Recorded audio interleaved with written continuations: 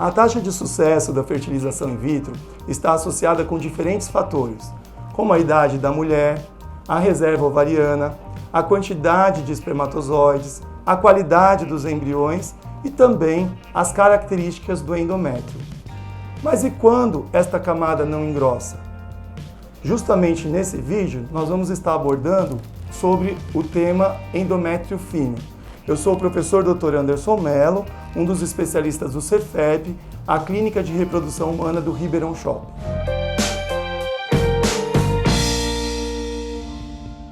Mas o que é endométrio?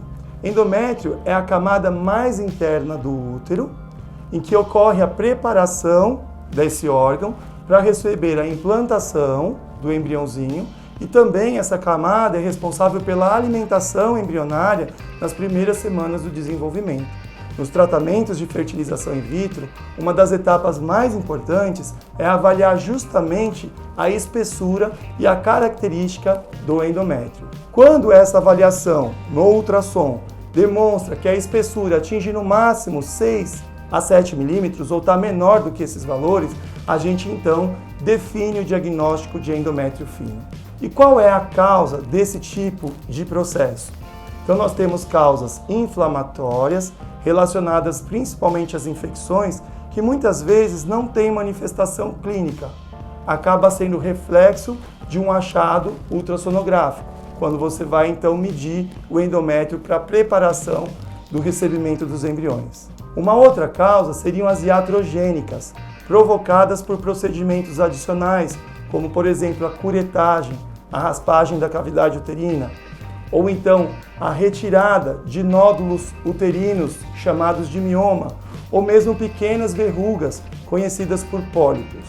Há ainda situações que durante a história clínica e mesmo através da realização dos exames complementares na investigação das causas da infertilidade, a gente não consegue identificar uma causa relacionada a endométrio fino. Mas será que apresentar o endométrio com essas características promove algum prejuízo para a futura mamãe ou para o bebezinho que será gerado? A ciência mostra que mulheres que engravidam com endométrio fino têm maior risco para o descolamento da placenta, maior risco para o aumento da pressão alta durante a gravidez e maior risco também para uma condição chamada acretismo placentário. Quando a placenta gruda ali no útero, normalmente ela se adere apenas ao endométrio. Mas se essa camada está mais fina, a placenta pode invadir a parede do útero, alcançando a musculatura, que a gente chama de miométrio, ou até mesmo ultrapassar os limites desse órgão, atingindo ali principalmente a bexiga. E o grande dilema é o que fazer no cenário de endométrio fino. Então hoje, a ciência não coloca nada que comprovadamente pode mudar esse desfecho. Habitualmente, nós fazemos o preparo do endométrio para a transferência dos embriões através da reposição de hormônios, tanto o estrogênio, que é justamente o hormônio que faz engrossar o endométrio, preferencialmente pela via oral, por boca, ou pela via transdérmica. E depois também nós associamos a progesterona, imitando a secreção dos hormônios que ocorrem no ciclo natural. Muitas vezes, o uso isolado do estrogênio transdérmico pela pele ou via oral são insuficientes para preparar essa camada para receber os embriões.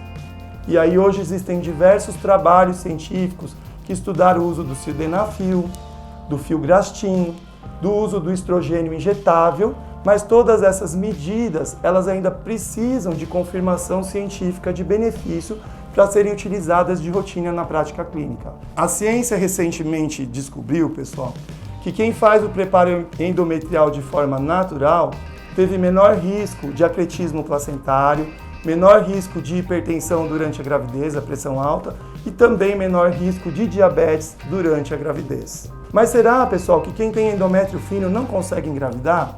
Nós temos vários casos reais de mulheres que engravidaram de gêmeos, de trigêmeos, que tiveram endométrios que não ultrapassaram a espessura de 6 milímetros e tiveram o nascimento dos seus bebês.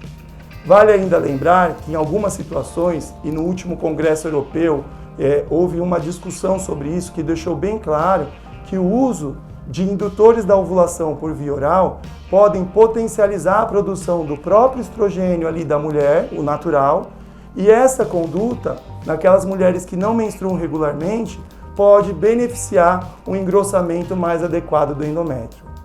O mais importante para quem tem endométrio fino, pessoal, é discutir os prós e os contras sobre as diferentes alternativas que a gente pode ter para preparar o endométrio, ver aquela que se encaixa no seu caso específico, esgotar essas medidas com planejamento e, caso o seu endométrio não ultrapasse 6, 7 milímetros, partir para a transferência. Recentemente, nós temos aqui um casal onde, na verdade, a mãe e o filho fizeram o tratamento. O filho, ele fez a produção independente, masculina, e a mãe, então, está gerando os netos desse paciente, dessa pessoa. E essa mamãe engravidou de gêmeos. Tivemos um outro caso também, que nós demoramos 4 ciclos para preparar o endométrio, e a espessura máxima dessa mulher, desse endométrio, foi de 5,6 milímetros. E, para nossa grande surpresa, nós tivemos aí uma gestação trigemelar. Então, a grande mensagem para quem tem endométrio fino é para que não ocorra desespero. Além da espessura, esse endométrio também precisa receber a receptividade, precisa estar preparado para receber esse embrião. E muitas vezes o endométrio está preparado, mas não tem a espessura que nós desejássemos. Então é importante articular com o seu especialista um bom planejamento para ir em busca do bebê de forma efetiva.